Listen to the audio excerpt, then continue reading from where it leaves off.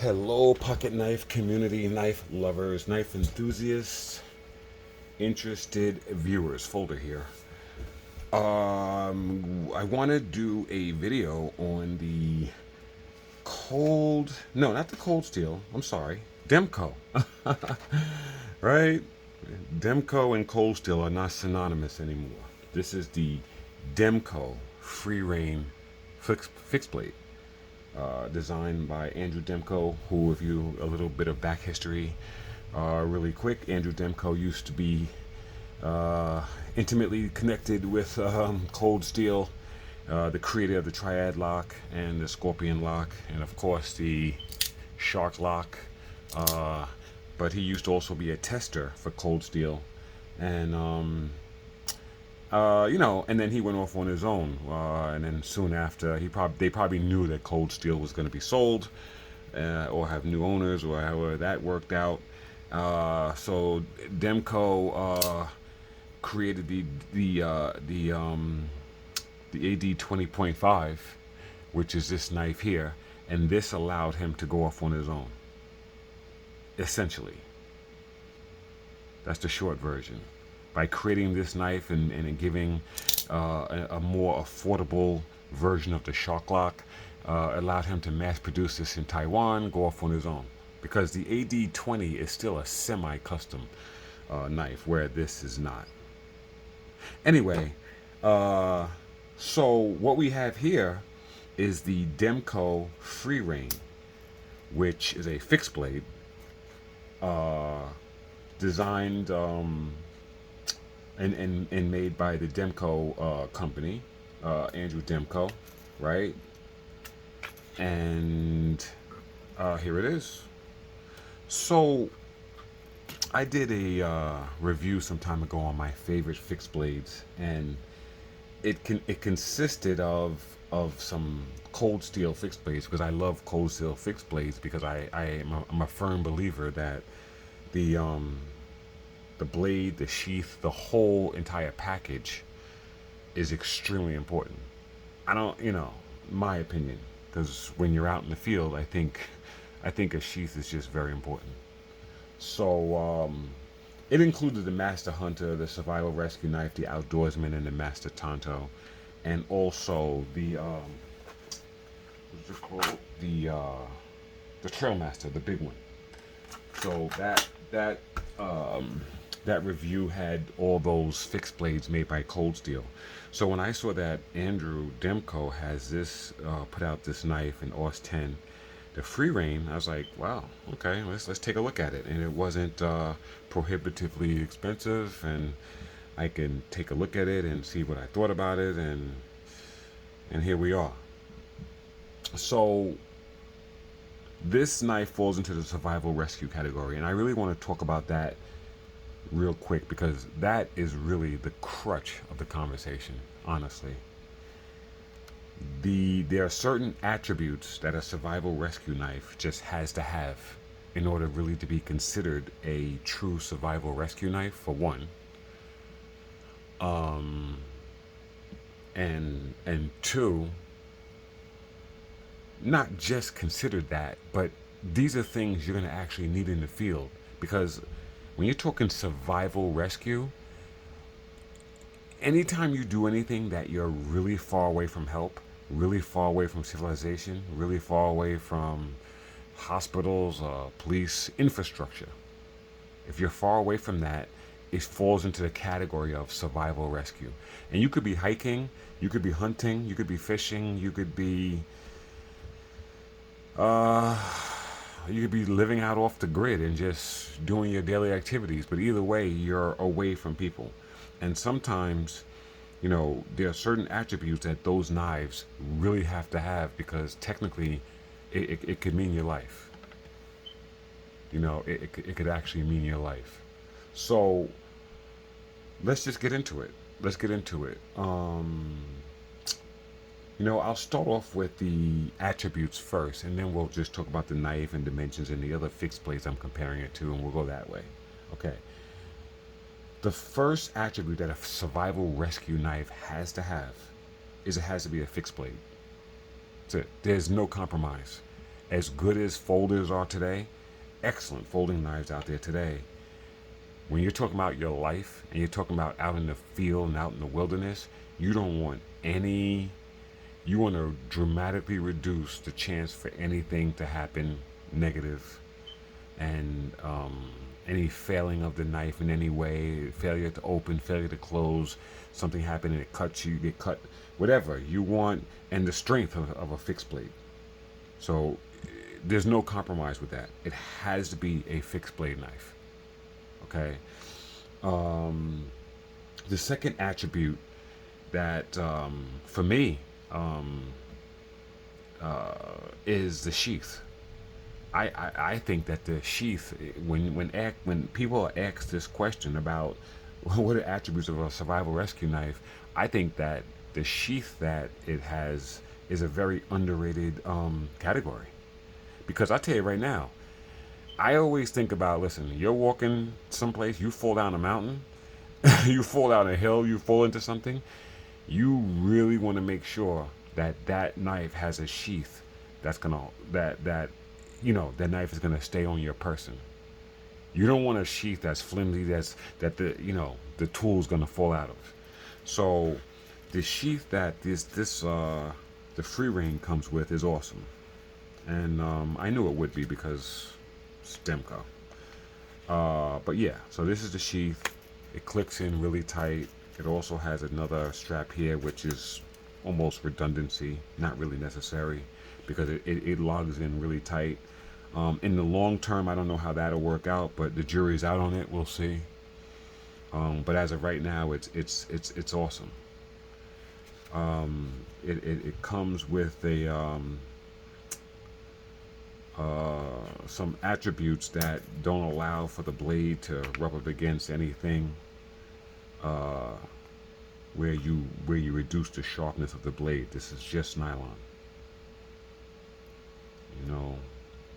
and I thought that this thing could go either way, but it cannot. As you see, the finger guard hangs out on this side, so it can only go in one way, where now the finger guard goes in and it clicks in, and inside you have these nubs here that is what holds it in. And like I said, the jury is out on this handle, this polymer handle. How would this thing stand up to cold? How will it stand up to hot? And how will it stand up to time is something that we don't know. As of right now, it works flawlessly. Okay, so one of the other knives that I absolutely love, the Cold Steel Master Hunter, has the Secure X sheath, which is also an awesome sheath, and it's on the same principle. It has nubs inside, but they're kind of like on the corners there, if you can see, and it grabs around the finger guard and locks it in. And these things do not come out. Absolutely do not come out unless you pull on them. And this also has a polymer handle. They call it the Kraton handles that have been known to they've actually held up. I don't know if this is the same exact material. It feels a little different, but I don't know from a chemical perspective. I'm not exactly sure. So yeah, so it has to have a very good sheath. The second is it has to be more than 4 inches. You need length. We carry pocket knives, and we have laws in each state and county and jurisdictions that regulate how long the length of the blades can be. And traditionally, the pocket knife enthusiasts, we buy our knives based off of our jurisdiction. This knife has growing up, it was always like, if it's not more than 4 fingers, it's good, right? Because there's basically a 2-inch or 3-inch blade. most jurisdictions out there, I would imagine a blade that's 2 inches or 3+ inches is not a problem. But you have to actually check with your local laws. But when you're talking about a survival rescue knife, something that you're going to have in the wilderness, then those restrictions don't apply in that situation. You're in the wilderness. You're not around civilization. You're hunting. You're camping. Um, you need to not play around with that. You need to have something that, in the event you need a tool to survive, that it's going to be there. And traditionally, a survival rescue knife is going to be between 4 and 7 inches, 8 inches. You even have the bigger ones too, but once you start getting too big, then the cost to weight benefit suffers. Okay. The next attribute that a survival rescue knife has to have is blade stock thickness. Very important. Very important. This might be the most important attribute. And I tell you, this blade stock is very thick. I did the measurements before I did before I started the review here, and 1.86 inches thick. Yeah, it's a big boy. And you want blade stock thickness because it's a tool. You're in the wilderness and you don't know if you're going to be in a situation where you have to use this thing as a cutting edge / pry bar. You don't know what the scenario is. You want toughness. That's what you really want more than anything, is toughness. And if you notice, this knife here actually has a very different geometry. It's very thick here, and it kind of tapers abruptly here. It doesn't just slowly taper down, but the length of it and the thickness allow for a very robust um, blade geometry. It's a 5-inch blade. So comparing it to, say, like the Master Hunter, which is also the same thickness, if you notice, the tip on the Master Hunter is thinner. And they're the same thickness back here. This looks thicker, but it's not. I measured them. They're the same thickness, but this has a gradual taper. The Demko didn't do that. They kind of kept it thick, almost like a Tonto, right? They kept it thick, and then they cut it down. But it almost looks like the blade should be longer. Like it looks like it should come out to about here. So they shortened it on purpose. So there's definitely some pry bar, say, geometry, some understanding of toughness. And that's another thing I want to really touch base with, because toughness is one of the categories that we judge knives by, how tough they are. And usually that's based off the steel. Certain steels are more tough than others. But I'm gonna tell you right now, honestly, blade geometry, grind, what grind it is, these are attributes that far outweigh the steel. So if you have a survival knife, you want it to be a high carbon steel because they have incredible toughness, right? This is AUS 10, which does not have the toughness of a high carbon. But if you look at, and I'm going to bring out two knives just as an exaggeration. This is a folding knife, obviously. This is the Yojimbo, the Spyderco Yojimbo. And I'm bringing this out specifically because of the Warncliffe blade and the fact that I didn't buy this until it came in crewware, because this knife probably has the thinnest blade tip that I've ever seen in my life. You can break this, definitely. And I'm just bringing this out as as an exaggeration of blade stock thickness and how important it is to have something thick for toughness if you're going to have a survival rescue knife. You don't want to have something like this. For the stuff you might need to do, hard wood crafting or whatever you're doing, you want something that is extremely tough. And crewware is a very tough steel. But with this thin stock, it ain't gonna matter. So, and the other end of the spectrum is the Trailmaster, that's just enormously thick. 9.5 inch blade. This is over a 1/4 inch thick of steel, but this is a humongous knife. This is something that um, that you would that is used more for like a hunt, right? If you're in a hunt, if you're going a boar hunt, or something like that, then you would carry something like that. That knife is so big and heavy that if you're out camping, hiking, or even hunting something that's not, you really want to limit the weight that you're bringing out there with you. Okay, so yeah, just hitting home about toughness and how important it is, and how toughness was definitely on the mind of the designers of this knife. The other attribute that I feel a good survival rescue knife has to have is a hard point, a blunt, a striking point.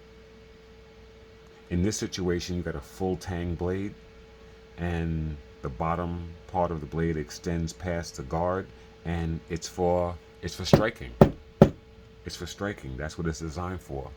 You might be, out in the wilderness, and and the only thing you can eat is inside that shell. You need to crack that shell open, or some type of a coconut, or some type of a peanut, or something that needs to be broken. The first tools ever used by man were rocks. Flat rocks used to break things, and then other rocks filed down, made a little bit sharp, and used as knives. So, essentially cutting and pummeling, it's the same thing as having a sharp, But yeah, it's extremely necessary.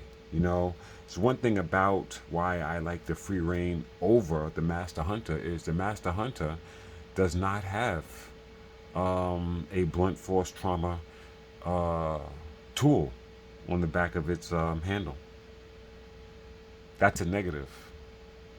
And as much as I like this knife and love the San Mai and all other stuff, that is a problem.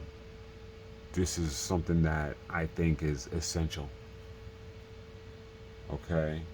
The next attribute that I feel it should have is a lanyard hole. You might say, oh man, how is a lanyard hole essential for survival? Well, look, right now I have paracord in here, right? Paracord could save your life. You could have 6 inches of paracord to come out to 10 feet, and you might need a tourniquet. You might need some paracord to tie something together for shelter. You don't know what you would need it for. You fall down the side of a hill and lose your backpack and all your paracord's in it. On your knife, at least you have some paracord left. Also, too, if you're not going to put paracord in there, say you have paracord on your wrist like I do, or you have paracord all over and you don't need to put paracord in here, sometimes a lanyard is really essential also. These lanyards right here, this can go through. This goes on your wrist like this, goes through, boom, and this goes through the hole, and you can, if you're using the knife in the field someplace and you're out, if something happens and you're rendered unconscious, you don't lose the knife. I mean, you never know. This is also a lanyard retention system. This is by Blackhawk. It can be used for any type of tool that you really want to hold on to. This kind of straps to your belt. So you can put this, when you put the knife on your belt, and you can strap this right next to it. Once that's strapped next to it, you got your twine here. It goes right through the lanyard hole. So now, if something happens and while you're using the knife, you don't lose it. This is used for firearms for individuals that work on boats. If you're if you're a constable, right, and you're out on the water, if you have to really use your firearm, this is for people. If you don't want your gun to fall in the water, it's to your body. You can also use it, for a tool like this. So I think a lanyard hole is essential because in this situation, whereas with pocket knives, you know, the community always goes, listen, if you don't have room for the lanyard hole, don't put it there, because I never put a lanyard through mine anyway. Well, in a survival rescue situation, yeah, you definitely want to use a lanyard, your lanyard hole, either for some type of lanyard that I just described, or for at least for paracord, so that you have some type of paracord in the event of an emergency, you can get to it. Okay, very very important. Um, also too, I was gonna say stainless steel, but it doesn't have to be stainless steel, because even if it's not a stainless steel and it's a coated steel or something else that's tough, listen, these knives you use to save your life. If it didn't have longevity, if something happened to it, and then you get back to civilization, and then you go back out into, the field again in the future, then you can get another knife. The knife is not worth your life, right? The only other attribute that I can really see for a survival rescue knife that would be useful, I was trying to think of other things. Only other thing I could really think of, besides, I think I might have covered everything, but color. Color would be something that I think is pretty important. I mean, I happen to get gray because I actually like the knife in gray, but like blue is, or yellow, or orange, or red. A lot of the Salt series comes in yellow. There's a reason why these knives are in those colors. You drop a yellow knife in the bushes, I can see it. It's yellow, it's in the bushes. You can just go get it. So it's really so that they stand out and you can get to them if you need to get to them, and you can see them, you can spot them if you drop it. That's really what the color comes into play, So, but yeah, I would definitely, the other knife I have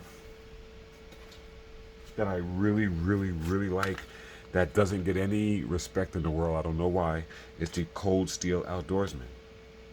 I think this is like an amazing knife. And, you know, it doesn't quite check off all the boxes, but it's just a very nice knife. It's the San Mai. It is a hollow grind. This happens to be saber grind. I didn't mention that, but yeah, the saber grind is a grind that is going to evoke maximum strength. That's what it's for. It's for hard use. A hollow grind like this is because they wanted it to have a little bit better cutting geometry. So they sacrificed some strength for that. This knife happens to have a bone breaker in the back that you can use in this manner. It has the flats on the top here so it won't destroy your batons. It does have a hard point back here, but it's not part of the full tang. It's an attachment. So I don't really know the internal construction of this. I'm pretty sure it has a full tang, but this is not the knife. It's added. So, could something happen and this cap come off? It could. I like the full tang better. You don't have to worry about it. It's a full tang. It's one piece. This does not have a lanyard hole. So this has everything you want, but not the lanyard hole. It doesn't have a saber grind. This has a saber grind. Thick blade stock. Really nice handle. Lanyard hole, but no hard point. Right? Can we get one of these knives from Cold Steel that actually has all the attributes? We have the Survival Rescue Knife, which is an awesome knife, and it is also hollow grind, really thick blade stock, but it doesn't carry it all the way forward. So it has a top swedge. I guess they wanted better piercing geometry, but that makes your baton suffer. Can you baton with it? Yes, but your batons will suffer because it's not flat, and it doesn't have a hard point in the back. So I mean, listen, Demko did